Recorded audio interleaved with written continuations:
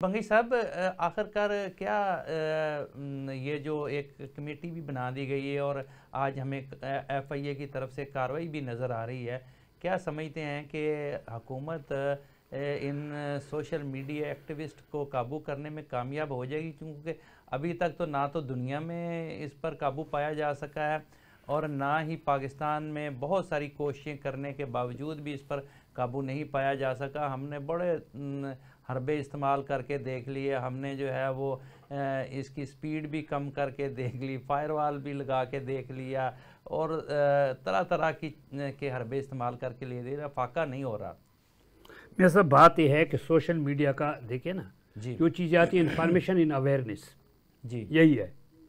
लेकिन आप दुनिया में भी ये बेकाबू है, ये नहीं है कि सिर्फ पाकिस्तान में है।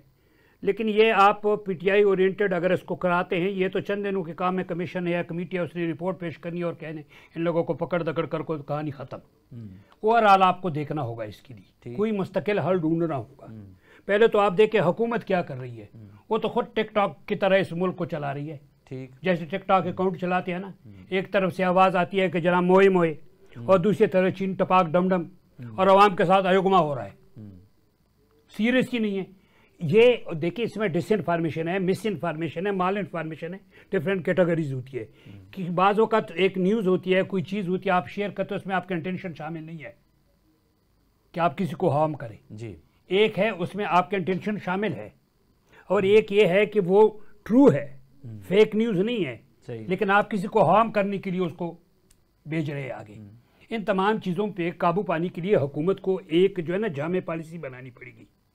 आपके पास एक स्ट्रीम लाइन मीडिया है, एक मेन मीडिया है, इलेक्ट्रॉनिक मीडिया, उसको आपको मजबूत करना पड़ेगा, क्योंकि वो जिम्मेदारी के साथ खबरें देती है वो मीडिया, और लोग उस पर रिलाई भी करते हैं। ठीक, जब वो खबरें आगे वहाँ से खबरें जाएगी तो सोशल मीडिया पे अगर कोई फेक न्यूज़ चल रही है तो लोग उस पर जो है ना वो ट्रस्ट नहीं करेंगे। अच्छा बंगी साहब, हम तो जो सुनते आए हैं, जो हमने पढ़ा सहाफ़त में कि और सियासत में और रियासत के हवाले से, रियासत के 4 स्तून होते हैं जिसमें एक स्तून जो है वो मीडिया का भी है। लेकिन अब तो ये मीडिया वाला स्तून जो है वो तो बड़ी देर से गिर गया हुआ है। तो हुकूमत जो है या रियासत जो है वो 3 स्तूनों पर ठीक तरीके से चल पा रही है? अब तो मुझे लग रहा है रियासत का ढांचा जो है वो तो लंगड़ा रहा है मीडिया के बगैर, जो एक चौथा स्तून था। ये साहब पिछले दिनों मैंने कहा था कि चौथे सतून को तो साइड पे रख लेना। अच्छा, 3 सतूनों में से आपने देखा था कि मैंने बोला था कि जब सतून सतून से टकराएगा तो फिर छत का खुदा हाफिज है। तो आपने देख लिया कि सतून सतून से टकरा रहे हैं। सही। यहाँ पे आप देखें ना, हुकूमत की तरफ से, हुकूमत के खुद वज़रा ऐसे ऐसे बयानात दे रहे हैं जो सोशल मीडिया पे चलने वाली चीज़ों से और भी ख़तरनाक है।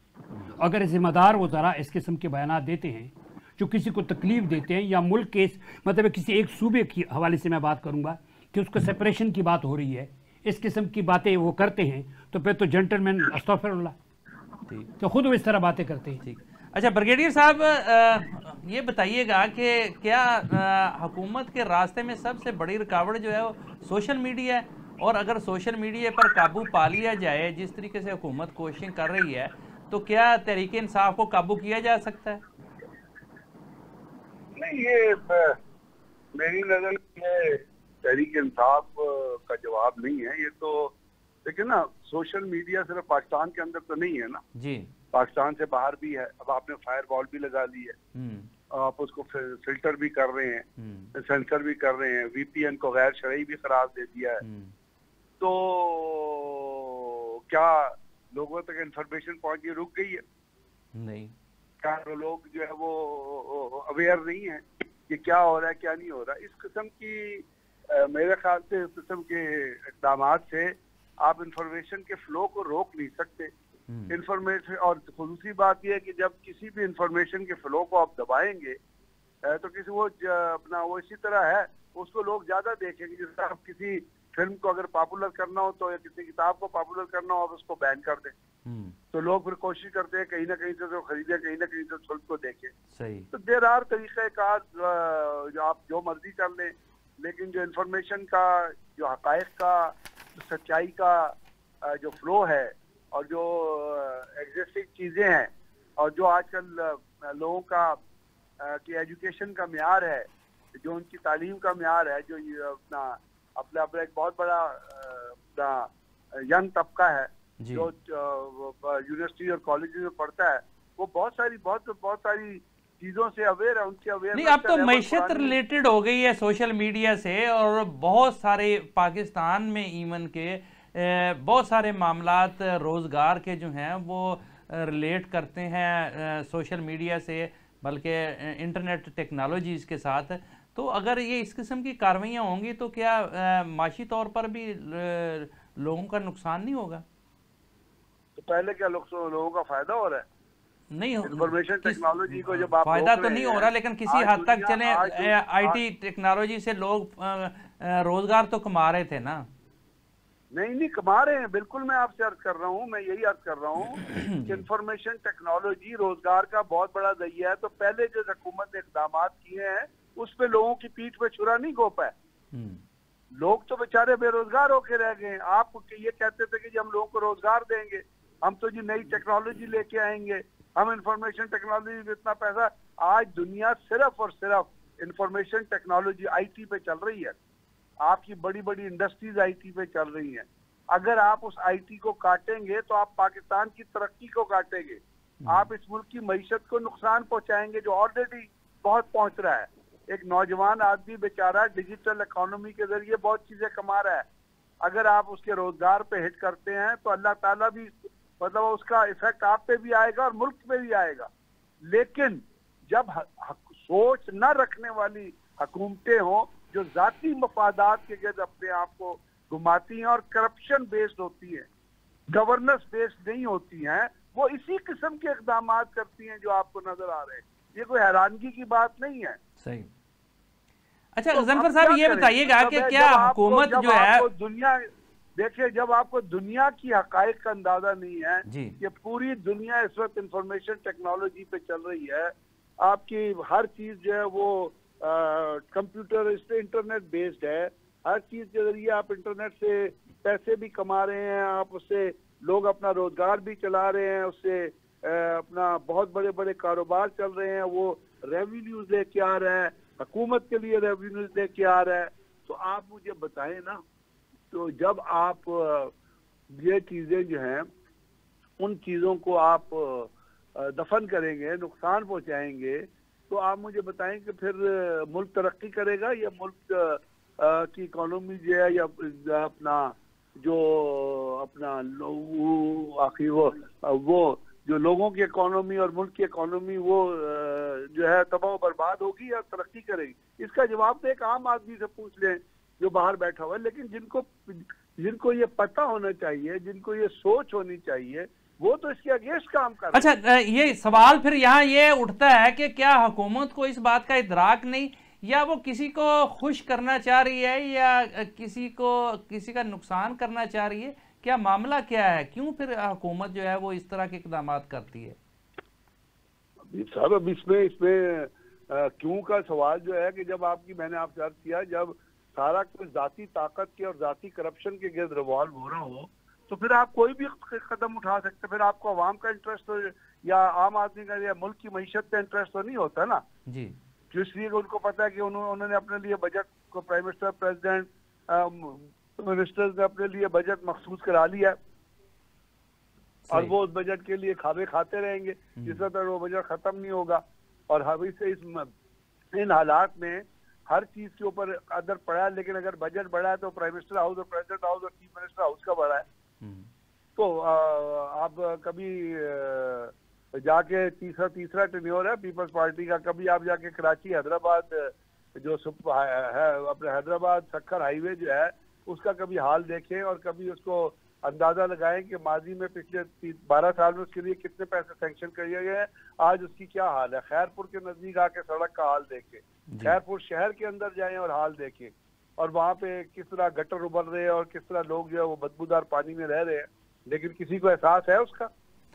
एक बहुत पढ़ा लिखा चीफ मिनिस्टर है जिससे उम्मीद थी कि जी वो बहुत ज्यादा डिलीवर करेंगे कि वो बाहर से पढ़ के आए हैं, तो जाके आज सिंध के हालात देख लें, पंजाब के रूरल एरिया के हालात देख लें, बलोचिस्तान जाके देख लें, तो क्या अपना KPK में जाके देख लें क्या मतलब कोई तरक्याती बजट किसी कामों पे किसी सूबे में लगाया गया है? क्या अच्छा करें? मतलब गजनफर साहब, क्या पूरे हमें तरक्याती कामों के हवाले से तो देखो मसाइल तो पूरे मुल्क के हैं, और बड़े बड़े शहर जो हैं वो वहाँ भी अपने मिसाल, सबसे ज़्यादा तो हमें ऑक्सीजन नहीं मिल रही, वो दुनिया के पोल्यूटेड शहर जो हैं वो पाकिस्तान में हैं, तो ना खुराक जो है वो सही मिल रही है, वो भी मिलावट वाली, दूध मिलावट वाला, यहाँ पत्ती चीनी हर चीज़ में मिलावट हमें मिलती है। लेकिन इसके अलावा भी बहुत सारे वो कहते हैं ना गम है ज़माने में, मोहब्बत के अलावा भी बहुत सारी चीज़ें हैं। लेकिन अभी हम जो है वो एक और अहम इशू है उस पर गुफ्तगू करना चाहते हैं। फ़ारूक बंगी साहब, कुरम में जो है वो बड़ी खून रेजी हुई है और बड़े देर से जो मामला जो है ना वो ख़राब हुए हैं और बेहतर होने का नाम नहीं ले रहे। अभी बहुत ज़्यादा हलाकतें हुई, वहाँ मुसाफिरों पर फायरिंग गाड़ियों पर करके उन्हें मार दिया गया, उसके बाद फिर गिराव जलाव में लोग मारे गए, फिर रोज़ फायरिंग करके जो है ना लोग मारे जा रहे थे। आज का दिन कुछ इस हवाले से बेहतर था कि वहाँ जो है आज फायरबंदी रही और आज दुकानें भी खुल गई और मामला कुछ कदरे बेहतर हुए हैं। तो क्या समझते हैं कि क्या ये कोई सूबाई हुकूमत की उस तरफ तवज्जो नहीं थी, वफाकी हुकूमत उस तरफ तवज्जो नहीं दे रही, कानून नाफज करने वाले अदारों का कोई मामला था, और अब बेहतरी जो है वो आना शुरू हुई है, तो उसके लिए किसने कोई कदम उठाया है? जैसा बात यह है कि 11 दिन में आपने 130 लाशें उठाई है जी, और 186 जो है ना लोग जख्मी हुए हैं। बाकी जो नुकसान अमलाक का हुआ है वो तो दूर की बात है। जान जो है ना सबसे ज़्यादा अजीज़ कीमती जान है, इंसानी जान। इसमें सूबाई हुकूमत भी जिम्मेदार है जी, और इसमें जो है वो वफाकी हुकूमत भी है। अब देखें जो मरी मायदा हुआ था उसमें जो कुछ कहा गया था, आप देखते हैं कुरम के बारे में मैं मज़ीद आपको डिटेल नहीं बता सकता क्योंकि टाइम कम होगा। कुरम ये एक वाहिद मतलब एक कबायली ज़िला है जिसके अपर कुरम और लोअर कुरम जो है ना ये ब्रिटिश दौर में इसकी रिवेन्यू डॉक्यूमेंटेशन हुई है, बाकी किसी ट्राइबल एरिया की नहीं हुई है ऑलरेडी। और वहाँ तनाज़ा भी जो है वो अराजी का है, अराजी के तनाज़े को जो है ना वो सिक्सटीनी रंग दिया जाता है और उस पर पहले भी इस तरह वाक़यात हुए हैं, नहीं है कि अभी हुए। ये एक तो सिक्योरिटी की भी नेग्लिजेंस है और इनकी अपनी भी गफलत है। पहली बात तो यह है कि एक चीज़ जो ऑलरेडी उस पर रिपोर्ट ही थी उन रिपोर्टों को मतलब है कि पब्लिश भी नहीं किया गया इस तनाज़े के हल के लिए, और उन रिपोर्टों को इम्प्लीमेंट भी नहीं किया गया। अब जो कुछ हुआ ठीक है, हो गया। अब मरी मुआहदे के तर्ज पे एक नया मुआहदा होना चाहिए, मुस्तकिल हल ढूंढना चाहिए, और बल्कि वहाँ जो असला की तरसील है उस पर तवज्जो देनी चाहिए कि यहाँ पे हीवी असला किस तरह आया, किस तरह इस्तेमाल हुआ है। ठीक जी, ब्रिगेडियर गजनफर साहब, आप बताइएगा कि ये कुरम में जो वाक़यात हो रहे हैं इन पे क्या हुकूमत ने जो है, मेरा ख्याल लाइन कट गई है हमारे साथ ब्रिगेडियर साहब जी, मेरा ख्याल उनकी लाइन ड्रॉप हो गई। जी फ़ारूक बंगी साहब, डिटेल के साथ आपने बताया, लेकिन पूरा खैबर पख्तूनख्वा के जो सेटल्ड एरिया नहीं है वहाँ मामलात हर आने वाले दिन में ख़राब होते जा रहे हैं। एक तो दहशत गर्दी की वारदातें बढ़ रही हैं और दूसरा वहाँ कबायली जो मामलात हैं वो भी सर उठाते हुए हमें नज़र आते हैं। क्या इसमें चूँकि सियासत अपनी जगह पर है और बहुत ज़्यादा इन्वॉल्वमेंट हम देख रहे हैं हुकूमतों की कि उनकी तवज्जो उस तरफ भी है, लेकिन ये भी तो बहुत अहम मामला है और इससे रूगर्दानी नहीं की जा सकती। तो क्या वफाकी हुकूमत और सूबाई हुकूमत को मिलकर कुछ इनिशिएटिव नहीं लेने चाहिए? मेरा बात यह है कि जितनी भी अजला है ना जो कबायली एजेंसियां पहले कहलाती थी, ठीक, ये अजला ये एक तो बॉर्डर्स के साथ है, दूसरी चीज़ ये है कि ये कबायली थे, वहाँ पे कोई ख़ास सिस्टम भी नहीं था, पुलिस का निज़ाम दूसरा निज़ाम नहीं था, ख़ासदार निज़ाम था, वो मुख्तलिफ़ किस्म का लाइन आर्डर की सूरत हाल जो थी वो वहाँ के लोग जो मशरान अमायदीन होते थे वो उनके हवाले से जो है ना एक पोलिटिकल एजेंट बैठता था, कंट्रोल करता था। ये जमशुदा इलाके हैं, इनके लिए जो है ना मेरे ख्याल में 2023 में हो गई कमीशन, बाउंड्री कमीशन तो इन्होंने बनाया था और उसने कोई रिपोर्ट भी पेश की थी, लेकिन इन पर खसूसी तवज्जो देने की ज़रूरत है। एक तो चीज़ ये है कि यहाँ पे लिटरेसी रेट है वो कम है बहुत ज़्यादा, दूसरी चीज़ एडमिनिस्ट्रेटिवली इसको जो है ना मैनेज करना पड़ेगा और इसमें डेवलपमेंट के काम करनी होंगे, अवेयरनेस के लिए कोई मुहिम चलानी होगी क्योंकि ये सेटल एरिया नहीं है। और फिर जब आप नहीं करोगे तो दूसरे जो है वो मतलब है कि मुल्क दुश्मन आशा तुम अमाजगा बनाएंगे उसको। अच्छा, हाँ, ये भी एक फैक्टर है कि यहाँ बहुत सारे जो गैर मुल्की एजेंट पाकिस्तान में घुसे हुए हैं, वो उनकी भी बड़ी कारस्तानियाँ हैं। लेकिन इसके साथ साथ एक थीसिस ये भी चल रहा है कि सूबाई हुकूमत चूँकि बहुत ज़्यादा इन्वॉल्व है सियासत में, तो उसकी डायरेक्शन जो है वो उसकी तवज्जो उस तरफ लाने के लिए जो है ये वाक़यात रूनमा हो रहे हैं। क्या इसमें भी कोई सदाकत है? देखिए जी, बात है जिम्मेदारी है उनकी जी, उस सूबे के इलाके हैं, उनको चाहिए कि फंड्स दे, वहाँ से नुमाइंदे इलेक्ट होकर आए हैं, ठीक, उन नुमाइंदों को इजाफी फंड्स देने चाहिए। क्योंकि जब वो सूबे में जम हो गए, आप उसको वहाँ से आपने इलेक्शन लड़े, आपके कैंडिडेट आए हैं, वो असम्बली का हिस्सा है, कौमी असम्बली का भी और सूबाई असम्बली का, तो आपकी जिम्मेदारी है, वो सेटल एरिया हो गए अभी। ठीक। अच्छा, बंगी साहब, प्रोग्राम का वक्त जो है ना वो ख़त्म होने के करीब है, लेकिन मेरे ख़्याल में हमेशा से ये होता रहा है और ये बड़ी ज़बरदस्त स्ट्रेटजी होती है कि कहीं भी आप कोई ऑपरेशन करते हैं, कुछ इस किस्म के मामलात होते हैं जिस तरह के फाटा में ऑपरेशन किए गए थे, और उसके बाद हमें जो पोस्ट ऑपरेशन इक़दामात करने चाहिए थे, मसलन वहाँ पुलिस के निज़ाम को बेहतर करना था, इंफ्रास्ट्रक्चर बनाना था, वहाँ जो है वो सिविल इंतज़ामिया को इफेक्टिव करना था, उस पर हमने तवज्जो नहीं दी। इवन के हमने कराची में भी ऑपरेशन किए और रेंजर्स आज तक वहाँ मौजूद हैं। क्या रेंजर्स सदा वहाँ मौजूद रहेंगे फिर ही मामला चलेंगे? हम क्यों नहीं वहाँ सिविल एडमिनिस्ट्रेशन को बेहतर करते? इसी तरीके से अभी जो इस्लामाबाद में तहरीक इंसाफ के ख़िलाफ़ एक ऑपरेशन हुआ है, उसके बाद भी मैं समझता हूँ कि वहाँ जो है ज़रूरत इस अमर की है कि उसके पोस्ट ऑपरेशन जो है वो इक़दामात किए जाएं, उनको दिलासा दिया जाए, कुछ ट्रुथ कमीशन बना दिया जाए, कुछ इस किस्म के मामला जो हैं उनकी तरफ तवज्जो दी जाए, ताकि ये जो एक ज़ख़म लगे हैं ये मुंदमल हो सकें, बजाय कि हम उनको खरीद कर मज़ीद उनमें से जो है वो खून बहाएं। हमें जो है वो उन पर मरहम रखने की ज़रूरत है, और इसी तरीके से मुल्क के दूसरे हिस्सों में भी हमें जो है वो मामलात को टेकअप करना चाहिए, ताकि मामलात जो हैं वो नज़र आए कि इस पर जो है इक़दामात किए जा रहे हैं लोगों के इत्मीनान के लिए, ताकि वो मज़ीद अफरा तफरी और मायूसी का शिकार ना हों।